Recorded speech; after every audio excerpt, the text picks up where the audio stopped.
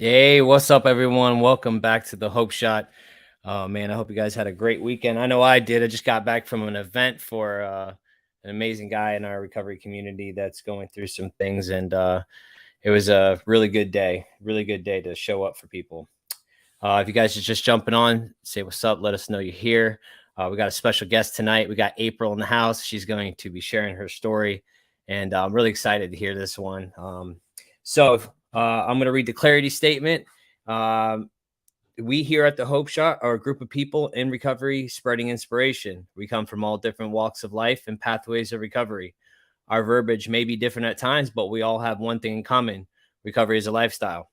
We support all pathways of recovery. It doesn't matter how you get from A to Z, just get there. And thank you for being a part of our family. If you guys don't know what that means, it means everybody is welcome. It doesn't matter where you go. If you subscribe to AANA, CA, Dharma, it doesn't matter, man. You're welcome here. Even people on MAT are allowed here. You know, we don't discriminate. We just want everybody to recover and get well. You know what I mean? So with that said, let's check the comments. See, we got Helen, grandma in the house. What's up, Helen? Good to see you. Glad you're here. Rachel, yay, so excited. Me too. I'm really excited about this one. Let's see. We got Chelsea. Yes, helping mom with some chores, but listening here. Well, welcome and good for helping your mama. They always needed it, right? We got Kenzie. Love you, April. All right. And we got Dorothy. Dottie is here for you, April. That's what's up. See, we show up and show out for people we love, right? Let's see. I think that's it for now. So I'm gonna go ahead and bring April on. Wait. We got a couple more real quick. We got Tina. Good to see you. Good evening. We got Christina throwing us some hearts for you, and we got Danielle excited for tonight. We got Dear Recovery in the house. Yo, Recovery fam. Hey, Justin. Hey, yo. She's got. I didn't wear my shirt tonight, but I will. I will next time. What's up, Kinsey? And we got Rachel says, my Wonder Woman bestie, OG sponsor, my April cakes. I love you so much. You got this, cakes. We got Ruda Flies in the house. What's up, my dude? Glad to see you. Happy Sunday, all. All right. So April is just one of those people, man, that just no matter what, man, she shows up and shows out. No matter what it is, she shows up for her people.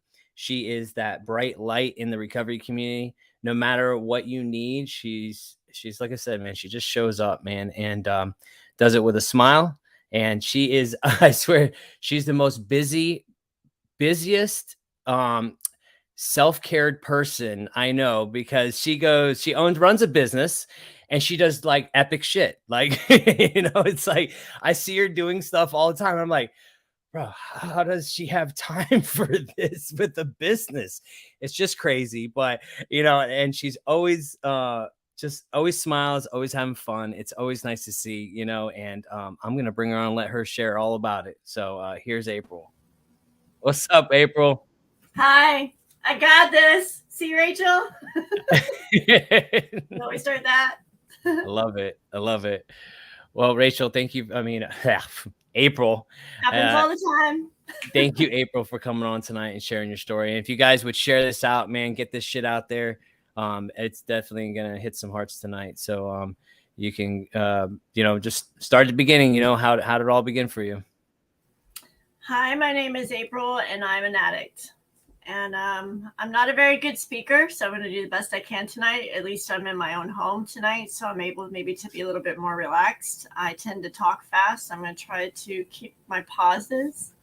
My clean date is February 1st, 2019.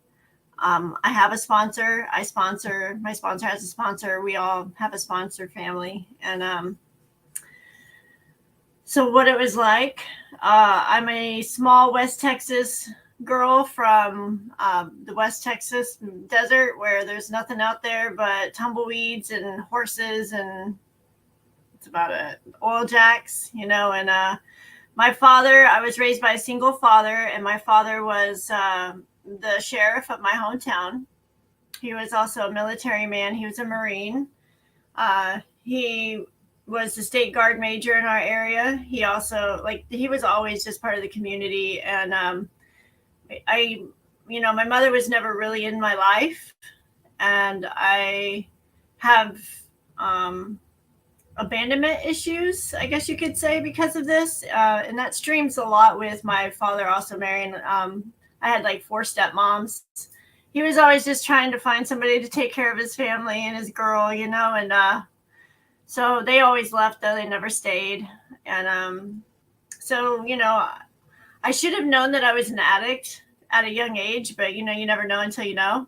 So, as a little kid, I used to snort pixie sticks, and I used to sneak baby aspirin in kindergarten because I loved the flavor of it. And so I was sneaking pills even as in kindergarten. I never recognized that this was a addictive behavior. I was never educated in my disease. And so, of course, I was drinking by the age of 9, which is normal in West Texas. We drink like the Irish, I guess you could say. And I never knew that that was wrong until later in my life. I was smoking pot by 12 and huffing, and then, the rest is history. Like, I'm a little garbage can, and I'll take anything that makes me feel better. And I'll never forget that first drink of alcohol I had because I fit in with everybody. I was a cool person. I was the mean chick when I wanted to be. Like, I was anything that I wanted to be. I started learning how to wear masks with my addiction. And I'll never forget my first blackout drunk. I drank conditioner. I thought it was water. That was a interesting one. But that's just the insanity of the things that you do. And I was a single mom. I had my son at the age of 21, and I was a single mom at the time. And by the time he was 2, I knew that I didn't want my son to have the life that I lived. The life that I lived, one of my stepmoms is the one that taught me how to freebase and how to push a crack pipe, and my dad never knew it. I was that 12-year-old that would sneak out at night and go run in Skid Row and then sneak back in the morning and hop on the bus and go to junior high. That was my life. And I had a secret life. I lived a double life with my stepmom, and she's the one that taught me how to be that way. And, so I knew that my son, the closest theater was over 30 miles away. You had to drive almost an hour to go to a movie. When we went to Walmart, we'd load up the trucks with coolers and ice and haul everything back, and we'd go out to a big steak dinner. That was our going out for the weekends, was grocery shopping. And so it was a very small life. Nothing really, no colleges, nothing really to prosper. So as growing up, my mom was very distant. My mom also had a son and a daughter that was my brother and sister that I really didn't grow up with. And then as I had my son, my family became a little bit more active in my life.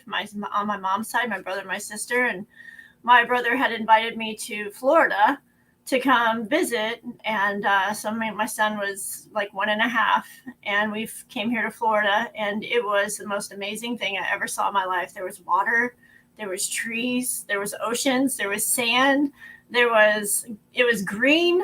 I don't know what green is where I'm from. We don't even have trees. It's mesquite. So I was in love with Florida. And so they helped me move here with my son, and I worked at night and day. I had a day job at Target, and my night job was Target, and Panera was in the day. And I just hustled until I got my own apartment. But I didn't know that, I was an alcoholic. And my sister-in-law started telling me that I was an alcoholic. She was telling me that I can't drink and drive, that I can't have beer bottles rumbling around in my car with my son in the back. And I didn't know that was wrong. That's just how we were raised. And I thought she was just crazy. And whenever my license would get suspended, she used to always tell me about how that was wrong. And I'm like, or I wouldn't have car insurance. I didn't think of it as a big deal. And she thought of it as a big deal. So I thought she was like a real stickler. I didn't really like her. I called her bad names in her house one time. It wasn't good. I was not a nice person. And long story short, I moved out, and I took me with me no matter where I went. I was a weekend warrior. And so weekends, we were that generation that would come in with the bracelets on our arms, the X's on our hands, and go to work the next day and go hustle that out, and then go back out the next day. Kids these days, they call out for a week. But slowly but surely, my addiction, I was a highly functioning addict. I had no repercussions or consequences. In Texas, my dad was a sheriff. If I got pulled over, they would run my name and say, "You're Officer Woods' daughter. You better get your butt home, Missy." And they'd let me drive home. And and here I just never, I would go home and, work and come home and drink and drug at home. I didn't really go out because I had a kid. So I never got in a lot of trouble. It wasn't until my late 30s that I realized that I was becoming mean in my addiction, and that my son was the one that was getting the brunt end of it. And here recently, I found a notepad of his that he had written in there about how he called me a monster because I had hurt him while he was doing homework. I grabbed his hand. I remember it too. I was so frustrated in him doing his homework, and he wouldn't listen and understand or comprehend what I was trying to tell him in his math work, that I grabbed his hand with the pencil between his fingers, and it could have broke his fingers the way that I grabbed him. And that I just knew that I was getting mean and something had to change. And so in my early 30s, I quit drinking and drugging, and I became a good mom, but I was a miserable mom. All I used was the church, but I had no real life. I still slept on the couch for 4 years. I didn't go out and do anything. I'm what they call now by the textbook a dry drunk, is what they call that, where you're not really living a purposeful life. You don't really have anything going on in your life and you're miserable. And I also wasn't educated in my disease. I didn't have any 12-step programs to help me at that time.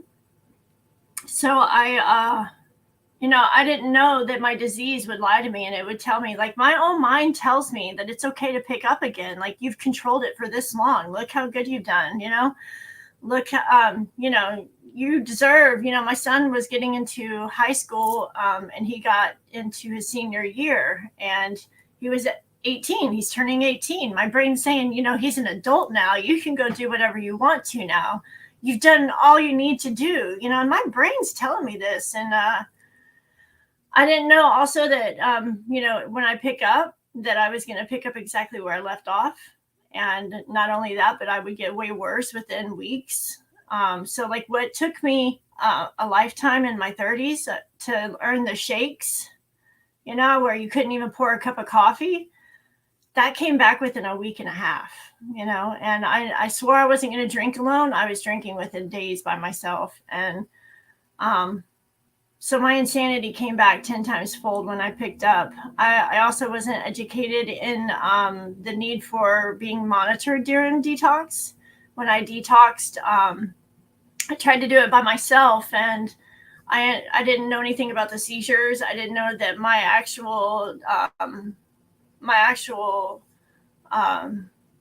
withdrawals could kill me.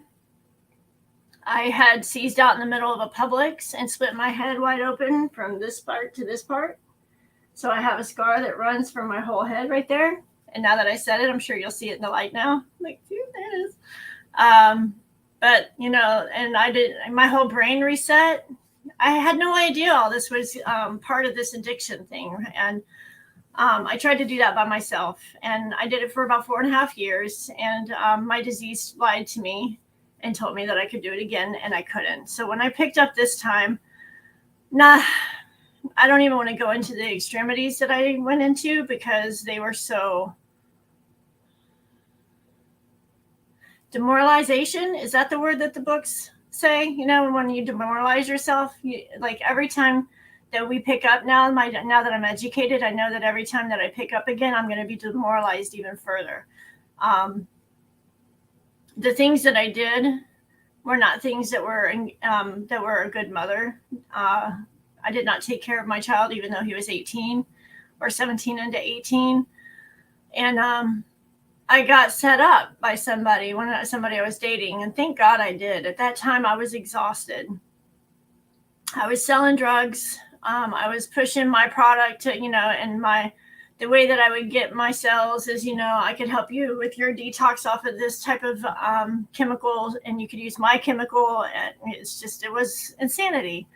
And but I was exhausted and I was ready for a break. So when I was arrested on January 17th, 2018, I was arrested for the first time in my real life. I've never had any trouble. I was almost 40 years old, 39. And I had never been in trouble before. And I told the police everything. I was like, I'm exhausted. I don't want to do this anymore. This is what I've been doing. Please help me out. And so whenever I got booked, he was like, she's a good one. Just be easy on her. And I probably had 30 different types of pills. They only charged me with 3. I had multiple types of drugs, multiple types of marijuana. And I got busted with it all, and they barely even charged me. I think I got 7 felonies out of it. It wasn't that bad, but that's maybe my brain justifying it. Who knows? But it could have been way worse. Honesty, I think, did save me a lot. But my family let me sit in jail, and it wasn't for 2 months that I got to go see a judge. And when I went to see a judge, our area has a judge. His name is Judge Crane. And Judge Crane is a very good man that has experience in addiction, and through his own experience, he's able to help us in this program called Drug Court. And when I was in jail, they always said, it's a fix, it's a hoax. It's set for you to fail. You can't pass it without, yeah, you can. All you got to do is stop using drugs and alcohol. That's it. I mean, you can't fake it. You can't act like you're going to be drinking and drugging and then trying to pass drug tests. No, you're not gonna. No, And so I chose to go through the Judge Crane's Drug Court, and it was a hard program. It's not easy. At first, I was living out of my vehicle. Excuse me, and because I've always been that person that could maintain a home. I could function and do all these things. I started drinking again, and I just looked around my life, and I was living in a car. I didn't have a home for once. I didn't have my belongings. I didn't have my son. I didn't have my family. I was all alone. And I have a planner. People that know me know that my planner is just booked with all kinds of just by minute, everything that I do. And I've always been this way. This is not something that is just now. It's always been my characteristic. And I had a planner that I was sitting in court one day, and I wrote down, when he gave me the date that I was supposed to be there, I signed a paper, put it in there with that paper. As I was in the pew of the courthouse, I close it up. I use my month, go through my month, barely functioning out there, doing those jobs out of those little circuit jobs that I was slinging clay pots with Mexicans. Not that that's bad, but I mean, I was out there doing manual hard labor in the sun trying to make it, and I had no idea what I was doing, sweating it out. They're starting to smell me because I smell like alcohol. I was miserable. So it was time to see the judge next month, and I go into my planner, and I'm sitting there waiting to be called, and I'm never called. And then at the end of everybody being gone, my public defender was like, why didn't you call her? And they said, well, she was supposed to be here last week, and she has a warrant for her arrest. And I'm like, that's impossible. I was sitting here. I wrote this time and date in this, right? I was here. I know I did. I signed this paper. So they showed me another paper with the probation officer that says, is this the paper you signed? And it had my signature, but it had the 4th, not the 11th. Okay. So I'm like, okay, so obviously something's wrong. He's like, if I can't manage my own planner and I can't manage my own life, I need more help. I need something else. And Judge Crane referred me to a transitional home in Newport Richey. Mind you, I'm from Tampa. Newport Richey is where I used to sell my drugs. Okay. So he was like, here's a phone number, call this phone number, and they'll be able to help you. This is the last resort I have for you, Miss Woods. And I said, okay. So I called the number, and he was like, well, I can have you here tomorrow at 10. And I said, well, I have this to do, and I have this to do. And he said, no, it's either you need it or you don't. And if you're not here tomorrow at the time I told you, then don't come. Don't even waste my time. And I was like, whew, I need this. I got something, because I can't keep doing this. My planner's all jacked up. So I meet with this program. I don't know if we speak on programs on this, but that's okay. But they saved my life. I can tell you that. It was a 6-month program that I went through, and I was there for my You can second shout them out. You can shout them out. That's cool. ACE opportunities. They say, Frank and Lisa and Charlie Wiley, they all saved my life. They really did. And so I come in, and people that I knew from jail were in there. I go to the first meeting, and somebody that I knew through somebody that, somebody I knew through a friend, somebody I knew out on the streets was at the first meeting, like all of a sudden I started seeing people I knew.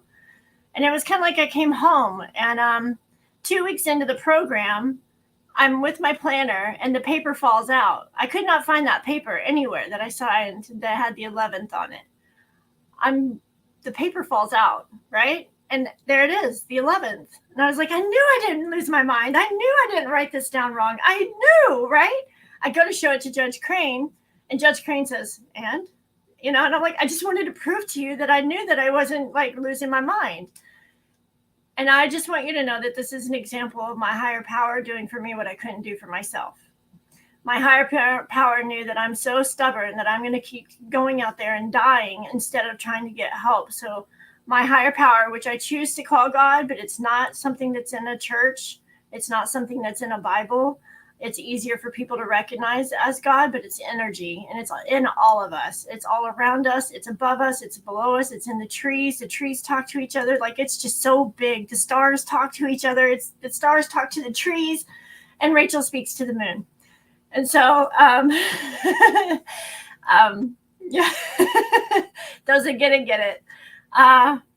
So I go through the program. It's not easy. There's a part where my soul dies, and there's a time that Frank tells me, like, I was always in trouble. I learned through going the hard way, and it's usually like you have your belly button ring in. I was like, well, you said no new piercings. You didn't say nothing about the old stuff. I was always in trouble. Going to 7 a.m. meetings, and I was like the example child in that home. And there was a time that Frank said, you don't belong here. And I said, what do you mean? He was like, you don't belong here. You're taking up a bed and you're killing somebody.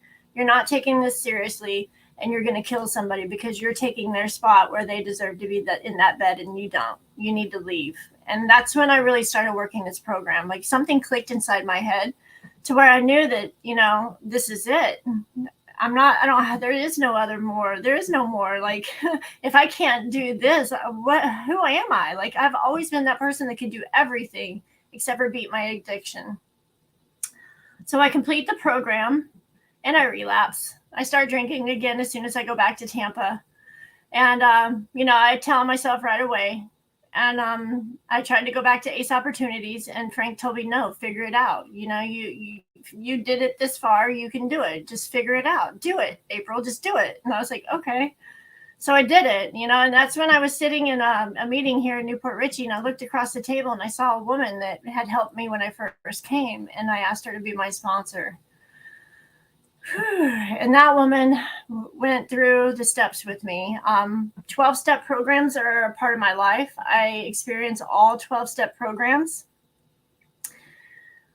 During this time, I remember telling this woman, I said, when I get to my 8th and 9th step, how am I supposed to forgive my mother? By the way, my mother decides to move here to Florida when I get out of jail and become my mom at 40.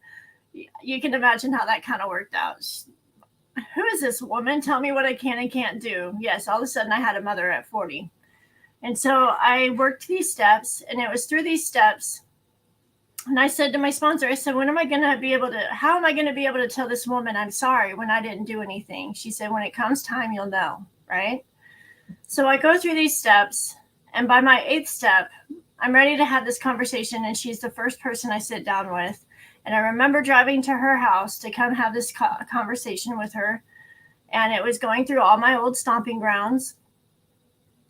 And all these memories, and I did it by myself. I really shouldn't have. I should have had a sponsor. And I remember all the memories flooding back of all the deals here, or this person here, or I could go to that house over there. And I just kept driving through. And when I got to my mom's, I sat and I told her that I just wanted to be a daughter.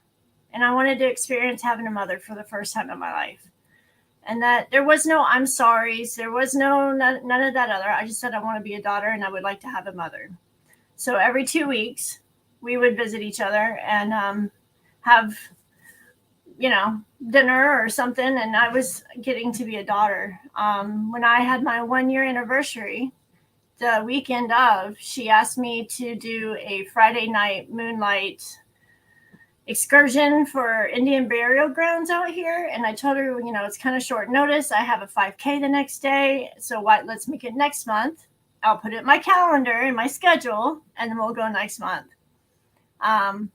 I went to my 5K, which was right around the corner from our house. Something in my brain kept telling me that I needed to stay with her, and I just didn't. And Sunday morning, I got the call. My mom hadn't been answering the phone all weekend, and my brother had found her dead on the couch. We don't know how she died, if it was a brain aneurysm, if it was a heart attack. She was a heavy smoker, but she went fast. And but it was when I realized that this program saved me from going through the rest of my life with that resentment in my heart. And I actually got to have a mom for 4 months out of my life. So thank God to these programs. Thank God that I had that spiritual release and I was able to be a functioning daughter. And I have so much gratitude for that. And moving forward, I've been a cook in a restaurant for 5 years, and I love this restaurant. And after COVID came through, the people that came back into the workforce were like not very working. I don't even know how to say it. Like nobody cared. They had, can I cuss on here? They had the fuck. Yeah, you can cuss. They went worky-ish. Yeah, they went worky-ish. They had the fuckets. And so the people that work really hard had to carry their labor, and they were just there to get a paycheck. And one day I realized that I just, I don't really have to do that, because in the side night at nighttime, I would clean this lady's house. That lady told this lady about how I clean her neighbor. And then this neighbor told that neighbor. So slowly but surely, I had enough clients of my own that I could kind of like step away a little bit. And so I started making it a goal to where after I had 2 clients every day of the week, that I would step away full time. Like I slowly took myself out of the restaurant because they relied on me so much. So first it was part-time, and then I went to, my final date, and I put in my final. And there was a woman, Christina, who always told me, we have this networking group. You should come check us out. Once you get your license for cleaning, you should do that. And you should start a business. And I was like, it started like the wheels started turning, right? So I stepped off the ledge when I got 2 clients, or, I think it was 2 clients every day of the week. And then I was starting to go into the 3rd client. I stepped off the ledge. I left the restaurant and I started my own business. I got my license. I got insurance. I'm licensed, bonded, and insured for April spring cleaning. And that was one of the scariest moments I've ever had in my life, man. I was just like, I don't know what I'm doing. So I had a vision, right? I have to go back real quick. I have voices in my head, and we all have voices, right? And we just don't recognize them. And I've recognized mine as I've gotten to know myself better. As I sit with myself and by myself, I recognize the voices in my head. I have my disease, who I've named Earl, because we all know Earl has to die, right? I have my Lucy, who's my good voice, and she's funny because she's that redhead. Everybody loves Lucy. I've also recognized that I have a God voice, and my God voice literally taps my shoulder and tells me what to do. Like there's a way that it's a whole different kind of speaking that you hear. And my God voice actually, whenever right before I went to jail, I had a vision. And some people say I was high, but whatever. If you would have experienced this vision, you would know that it was not high. It was real. And I was in the worst part of my life I've ever been. I was crying, sobbing on the floor so hard that you can't catch your breath, that kind of cry, and I was dying inside and the person I had become. And I asked God why. And all of a sudden I had this like timeline that showed me every person that was in my life and how this person connected this person and this person connected that person. If it wasn't for this person, that person, I wouldn't have met that person. And it showed how this person was temporary and this person was forever, and how some people aren't meant to stay in my life. And then it also showed at the end of the timeline, like, because I was like, why me? What is my purpose? Like, I have no purpose in my life. And it was just a flash of light, right? But in that flash of light was a feeling. It was like I belonged somewhere. That I always thought it was a man, because I've always searched for somebody to complete me, right? I always thought, I'm going to go and travel the world with somebody. I'm going to do all kinds of great things with somebody. And it was just a feeling. It never gave me a name. It never gave me a face. It never gave me anything. It just said just white light and a feeling, right? So fast forward into, as I'm growing in this company, my God voice taps my shoulder, and he tells me, I had an ex-boyfriend that didn't do things very good in his business. He was starting a business, and I watched him start the business, but he never got his licenses. He never got anything that he was supposed to. He was contracting against the law. And my God tapped my shoulder, and he said, if this putz can do this like this, imagine what you could do if you did it legally. Like, he told me that anything in the dark will be taken away because it's not yours to begin with. But everything in the light will be prosperous because you're doing it legally, and you're doing what you're supposed to. When you're doing what you're supposed to, you will be rewarded, right? So that's where I got my licenses. That's where Christina came in. That's where I was like, I'm going to do this by the books, 100%. A lot of cleaning companies hire people as 1099 contractors. These 1099 contractors are not responsible for their taxes. They have to pay those at the end of the year, right? There's all kinds of things that come into a business. So when I started hiring, I'm still connected with ACE Opportunities and other recovery homes in our area. I probably walk into each home at least once a week. And so I started hiring out of these recovery homes. And like, I only hire women that are in recovery or out of shelters. And it's the most rewarding, painful, and exhilarating thing that I've ever done in my life. So now I've grown to the point of I have 7 employees. They're all W-2 employees. They all get taxes taken out so that at the end of the year, they get their taxes back. If they have kids, they get the extra bonus of taxes. They don't have to pay out taxes. I pay a lot on each employee in taxes every week. But I do that because I want my women to be successful. And when God gave me this vision of this business, it's for these women that stick and stay in the business to become business owners as well. I want to put them with a franchise in this area and let them have their own area so that they can have their own business. I don't know how it's going to look, or I'm only a year and a half. So I'll know more in another year of how that's going to go. But these women are just amazing. I can't even imagine. I'm nobody without these women. And so I've had a lot of bad things happen. I've had relapses happen. I've had theft happen. I've had all kinds of stuff. Like, I've had arrests happen. Like, one day they're here and the next day they're in jail. And it's like, what are you going to do? So in all this growing, and I get to sit and watch them. So Justin put this as from recovery to success. And I don't really know what success looks like on my end, because there's days that I pay my payroll and I have 11 cents left in the bank. I mean, it's real. And I'm not successful with the money part, but my girls have never left. They've never been without their paycheck. It's always been on time. And God has always made sure that every penny is in there for them. I don't ever stress it, to make sure that it's all going to be that, like, if I got enough jobs to cover the labor, it just happens because I step with faith. Success for me is when one of my girls or one of my friends is struggling and a woman can come into my house, know that my door is open, and they can crawl on my bed and they wake up rejuvenated and they have the best sleep they've ever had. That's success to me. Success to me is experiencing bioluminescence on a kayak, with a friend for the first time that have never seen the magic that the water actually holds around us at all times. Like, there's so much in this world that we have. Success to me is climbing the tallest mountain that we can find and standing in a waterfall with a friend, success to me. I wrote a couple. Success is when I walk into a meeting and like most of the staff that works with me is sitting in their seat and they're there by choice. They're not there by court. They're not there because they live in a recovery home anymore. They've graduated. They're on their own. That's success to me. I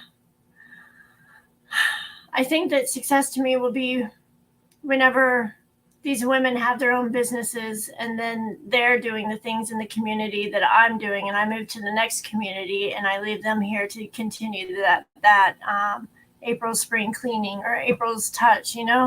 I think that's success to me. And I'm so grateful for the women. I never knew that this white light, this feeling that I had whenever this flash came over me, that it would be women. It's women that make me feel the way that I feel complete. I never knew it was going to be women. So with that, I'll end. Yeah, women are my success. Hey, whatever, it's the connection, the opposite of addiction is connection. And you experience that a lot with everything you do, man. You're connected very well, and you do it in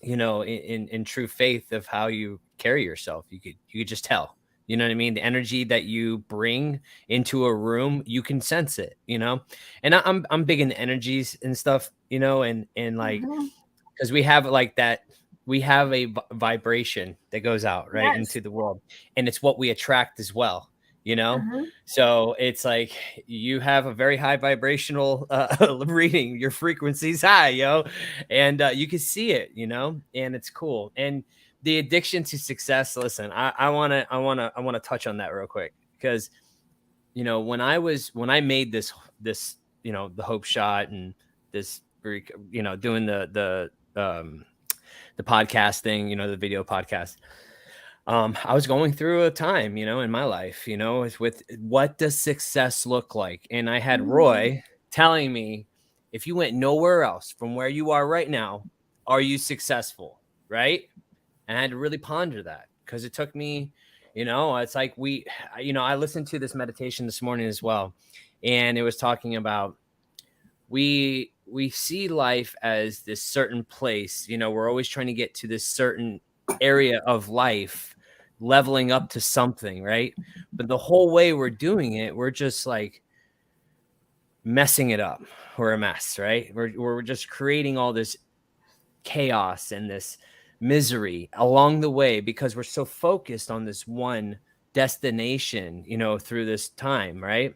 And we're rushing life, and we're doing it in such a way that like we're not happy. And it's like, man, well, I had to figure what success looked like for me as well with life. And here, we've been doing this for 2 years and change, and I'm just finally figuring it out. And it takes a while, because I tell you right now, and when you first get into recovery, man, it's like, you feel like at times you've missed out on so much life, right? And you have to catch up. That was my mindset. I had to catch up, man. But every time I leveled up into this certain area of my life, I got the house, got the car, blah, blah, blah, yada, yada, got the business, and I, did a legit business, still wasn't happy, It's like, so what is it? Success is being content, Success is helping people. Success is seeing other people thrive, you know what I mean? And so that's why I have it like that. Success has nothing to do with money, property, prestige. Not a lick. I rent my house. It's a tiny house. I live very simply. Yeah, simplicity is success, right? It is, man. It's having that simple life, and and I loved your whole story. I think it's so cool. And I don't think I ever heard your story, man. You need to speak more, You don't speak enough. And you think you would, but it's cool that that you got that time with your mom, before she passed. I think that's like the best amends, for yourself and for, the whole relationship that you need to carry it on, instead of having that resentment your whole life, because I think that's a lot of things that we need, the forgiveness and to forgive as well. So, but the legit business as well, I'll tell you right now, it is a struggle to try to keep that up. But on the flip side, it's a struggle to catch up from the one you didn't. You know what I mean? So, Yeah. and I think that I think that's what we try to do here in recovery is we try to do everything better because what we want here in recovery is peace, right? So when we are not living the right way, it fucks up that peace. We're a Mhm. mess.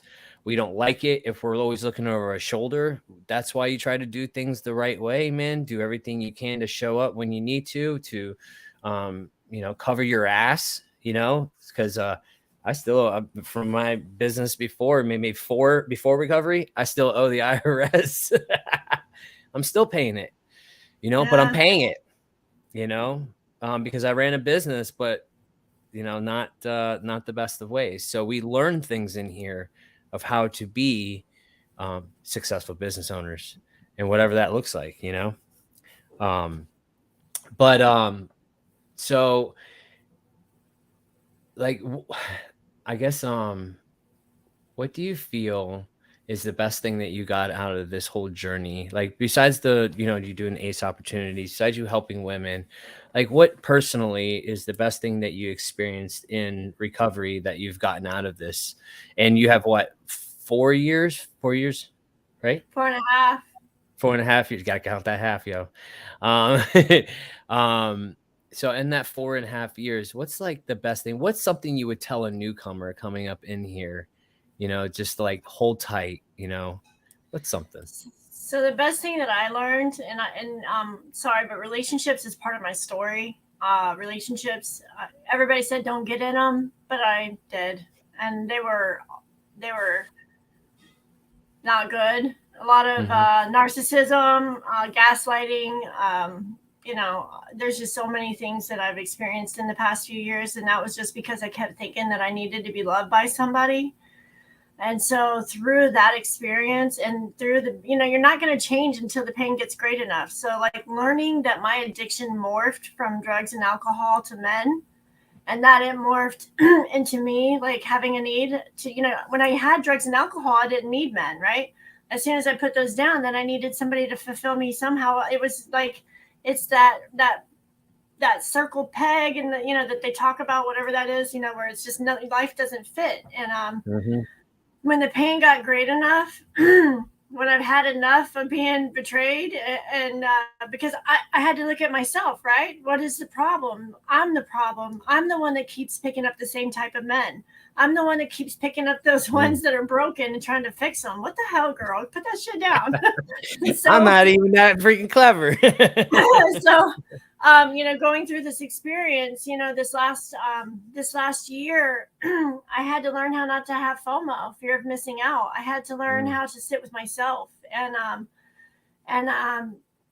sitting with ourselves in the silence is something that I've never experienced. This past year has been the most freeing year, because I sat with myself, and I had to find a way to do it, which was an art project. And now I come home and I realize I don't have the TV on, I don't have the radio on. I'm just sitting in my own existence, and I'm just functioning in my home without anybody being there, without being on the phone, without not just happy. And I've gotten to where I've had to make sure that I stay some time at home because I'm running so much that I exhaust myself, and it takes a long time to exhaust me, but when I do, I do. And it's just learning how to set those boundaries. If I have this night and this night, I go home. And the best thing out of this is learning that my addiction is now morphing probably into something else. I got to figure out what it is, and because also service work is an addiction. Going to the gym is an addiction. Sex is an addiction. It doesn't matter. Whatever we're doing to the excess and extreme. So Food. I'm noticing that I'm getting too much into commitments again. So now I got to come back. But finding me, learning me, and being that I'm complete, and that I don't need anybody else, and that I'm okay sitting by myself. And that's something that, whew. Yeah. Yo, listen, I'll tell you right now, sitting by yourself, sitting in silence, learning that you don't need to fill that mind, because all we're doing is trying to shut up that chatter, Mm-hmm. that chatter in the background. And they always say like your addiction's just sitting there. It's all like it's training right now. It's training right now. It's sitting there waiting for you, Mm-hmm. and it's like, well, it can't wait for me if I do the things that are going to make it so I'm ready for that when the time comes, because life is going to happen. No matter what, life happens. It's happening. Now we can look at it if it's happening for us or against us. And that's where the mindset switches. And as soon as you can Mm-hmm. switch your mind to those things, that's when, man, it's not going to affect you as much. Or noticing when you're getting back into those patterns, because I do it with food, I do it with too much social media, or not enough meetings, or whatever it is. We can recognize these things. Hey, you're doing that thing again, that thing. And then you start and then you got to get back into it. And what am I not okay, I'm noticing this, and being aware of it. I had a friend say that we're the most self-aware people that she knows. And that's pretty fucking cool. That's a compliment all day long. I don't know about you, It is. because that's where change happens, right? Mm-hmm. Right? You Yeah. know? Yeah. So it's pretty cool. It's pretty cool. So I concur on that sitting by yourself type thing. I'm gonna read some of these comments real quick. Let's see. We have Michael says, "This is awesome. I am coming up on 15 years of sobriety and now help individuals coming out of prison into sober living. I also was incarcerated for over a decade myself. Congratulations to you, buddy, and keep helping those people coming out, man. That's how we do it, man. We put a hand back out to help the others up, right? Let's see. We got Jamie in the house. What's up, Jamie? Hey, family, amazing Sheriff April. Thank you. We got Hard Knocks. What's up, sober crew? What's up, my friend? We got Tina. What a blessing. Helen, April, you have an amazing story. Diantha says, "I'm so happy I finally got to hear your story, April. I love you so much." Hi, Diantha. I used to be her sponsor. Am I allowed to say that, Diantha? I'm sorry. Yeah. I I don't know, maybe. It's in the past, so it don't doesn't think she'll matter. mind, or I wouldn't have said it. Let's see. Tiffany says, "I've always wanted to hear your story, April. You're such an inspiration and an amazing human to be around. Love you so much. Feeling so blessed to hear your walk." Thank you, Tiff. We got Danielle says, "Thank you so much for your honesty. You're such an inspiration." We got Crystal says, "Yes, April, you are amazing." We got Matt says, "Yes, lion among sheep." Mary, we need more understanding people in the world. Yes, we do. Alejandro, is that how you say that? Allah. Alejandro. Alejandro, thank you. I was like, I can't get my tongue to move that way. You know what I mean? April, you freaking rock. Love you. Let's see. We got James says, "Love you, April. You're truly an angel and such an inspiration. Thank you for being you and for sharing your life with us." We're Crystal from Beaver Dam, Kentucky. What's up, Crystal? Crystal. Let's see. We're gonna do. Oh, I gotta read this one. She says Diantha says, "I've been around for the rooms for 10 plus years, and I finally have almost 8 months. This time around, I'm grateful to have all of you as my friend. Congratulations, 8 months. It's a big deal, man. Keep Mm-hmm. going." We got David. What's up, Mr. David? Hey, brother, you are the face of success to me. Oh, thank you, David. I love you, dude. We got Lisa says, "I'm so glad I was able to hear your story, April. You're so inspirational, and I'll never forget how awesome and kind you were to me in the beginning of my recovery. You got me crying over here." Oh. You know, that's one thing. Is like I will say, like you're one of those newcomer people. You're a newcomer Mm-hmm. people, and we need newcomer people. Okay, I am not really that big on. I c- I'm a work in progress, but that's why. And the newcomer person, like Mike, he's a newcomer person, you know, and we need those people. It's the ones that are gonna scoop them up when they first get in here. Hey, come here. And you're one of those people, and it's great. I love it. We got Laura says, "One day or day one, it's our choice. Proud of you. That's amazing. Keep going." And we got Gabe says, we love you, April Woods. April Woods, you are absolutely amazing. And I am so incredibly freaking grateful for your presence in my life for those very first days when I was terrified, desperate, clinging to you with everything I had through 3+ years of life's up and downs. You have always been by my side, loving, guiding, and empowering me. Your love and light is one of the greatest of my life's greatest blessings. You killed it. I freaking love you. That was a whole thing right there, bro. See what I'm saying? Newcomer, right? She used to um, be. I know. Yeah, that's what I'm saying. You scoop them up. Yeah. Come here. Where you going? But little do they Cool. know that we actually need them more than, they help me more than I help them. They just don't know it until they get to the side. And then they're like, oh, yeah. I'm telling you, Rachel's one of those people too. Okay, Mhm. she is one of those people. She scoops them up and she's like, "Hey, come here." Even for me, okay. So when Rachel and Russell came in here, it's like that fresh, that fresh joy, that fresh happiness that comes in when like sometimes meetings get stagnant. You know what I mean? They do, and it happens. But when you get some fresh meat, as I call it, come up in there, and they're just brighten it up, and give you that like, all right, yeah, I love it, yeah, you know what I mean. And Mhm. her and Russell did that for me. Tony says, April, you are such an incredible example for women in recovery. I have never heard your story and so glad I was here to witness tonight. Thank you for your honesty, humility, and transparency. Kenzie says, success is true happiness. It's in your heart. Facts. Roy said they ain't. Oh, Haley says Roy said they ain't all women. You're his light too. We love you so much. You are so beautiful, amazing, inspiring. One in a fucking million. You got to add that fucking because like if not, the million doesn't sound that cool anymore. You know what I mean? No. You gotta twist it up. Uh, uh, love you uh, too. oh, we got sober is cool in the house. Love this. Keep it rocking. Love you too, dude. Um, let's see. We have Rudolph says, "What a blessing your life has become. I've heard so much about Judge Crane and remember a lot of positive stories coming from his courtroom. Congrats to your success in overcoming such great odds.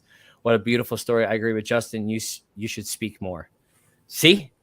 Maybe that might give you that push that you need to get up on there and stage on the recovery walk. I don't know. I don't know. Hey, listen, I was a drug court recipient as well. Okay. I did Yep. it too. I graduated in like 2013. I was actually at the first time I did drug court, I was the one of the first in Pasco County, and it was Judge Babs back in the day.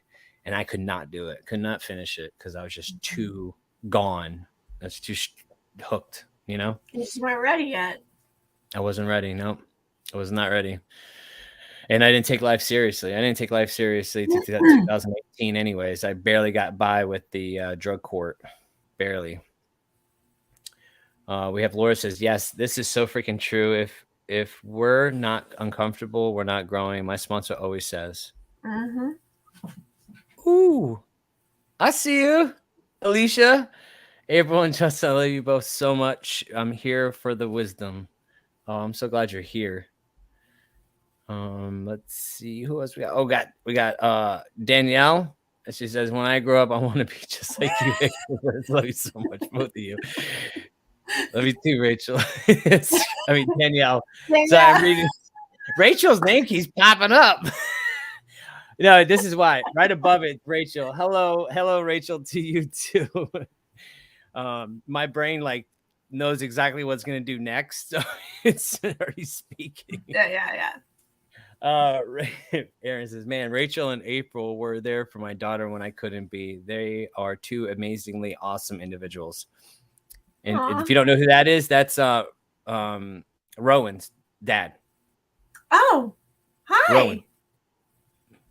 Yeah. Oh man, Rachel says I have stage 4 cancer and still using. What the hell? I don't know what that's like with stage 4 cancer, and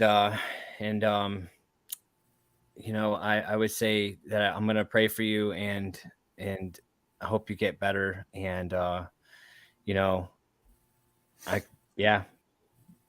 But yeah, I'm so sorry you're going through that. I'm glad you're here, and keep fighting through that through the cancer. Um, and then we have Rachel says, "I love you, Justin McPat. I love you too, Rachel." Um, so Rachel, I mean, damn, you got me twisted.